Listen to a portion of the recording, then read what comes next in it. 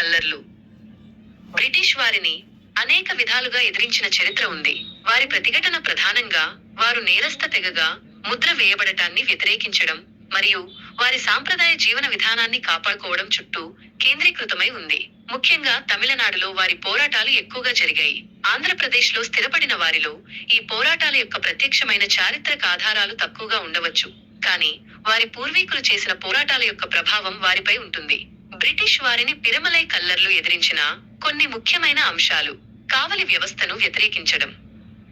నాయక రాజుల కాలంలో పిరమలై కల్లర్లు గ్రామాలకు కావలిదారులుగా కవల్కర్లు ఉండేవారు.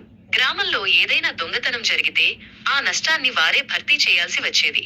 బ్రిటిష్ వారు ఈ వ్యవస్థను రద్దు చేయడంతో వారికి జీవనోపాధి కోల్పోయింది. దీనిని వారు తీవ్రంగా వ్యతిరేకించారు. పన్నులు చెల్లించడానికి నిరాకరించడం.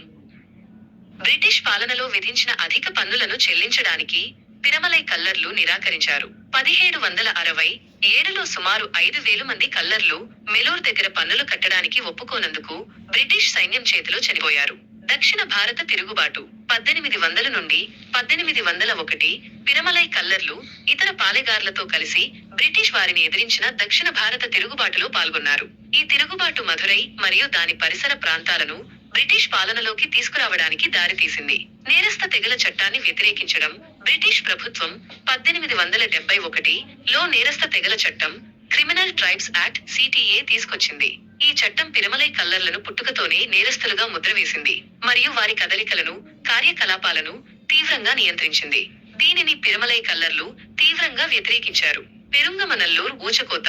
1920 మధురై జిల్లాలోని పెరుంగమనల్లూర్ గ్రామంలో 1920 ఏప్రిల్ 3న పిరమలై కల్లర్లు నేరస్థ తెగల చట్టానికి వ్యతిరేకంగా శాంతియుతంగా నిరసన తెలుపుతుండగా బ్రిటిష్ పోలీసులు కాల్పులు జరిపారు. ఈ ఘటనలో ఒక మహిళతో సహా 16 మంది అక్కడికక్కడే మరణించారు. ఈ సంఘటనను దక్షిణ భారతదేశపు జలియన్ వాలా బాగ్గా పిలుస్తారు. సత్యాగ్రహాలు మరియు నిరసనలు. పిరమలై కల్లర్లు నేరస్థ తెగల చట్టాన్ని రద్దు చేయాలని కోరుతూ అనేక సత్యాగ్రహాలు మరియు నిరసనలు చేపట్టారు. 1929లో మద్రాస్ హైకోర్టు ముందు వారు శాంతియుత నిరసన ప్రదర్శన చేశారు. వ్యక్తుల పోరాటం. పిరమలై కల్లర్ల తరపున న్యాయవాది జార్జ్ జోసెఫ్ వంటి వారు కూడా పోరాడారు. ఆయన ఈ చట్టాన్ని తీవ్రంగా వ్యతిరేకించారు మరియు బాధితుల తరపున కోర్టులో వాదించారు. కల్లర్ల పట్ల ఆయన చూపిన సానుభూతికి గుర్తుగా వారు ఆయనను రోసపు దురై నాయకులలో ఒక గులాబీ అని పిలుచుకున్నారు. ఈ విధంగా పిరమలై కల్లర్లు బ్రిటిష్ వారి అణచివేతను వివిధ రూపాల్లో ప్రతిఘటించారు. వారి పోరాటం వారి గుర్తింపు, స్వేచ్ఛ మరియు గౌరవం కోసం నిరంతరంగా సాగింది. ఆంధ్రప్రదేశ్లో ఉన్న పిరమలై కల్లర్లు నేడు కుల గుర్తింపు కోసం పోరాడుతున్నారంటే వారి పూర్వీకులు చేసిన పోరాట స్ఫూర్తి వారికి ఒక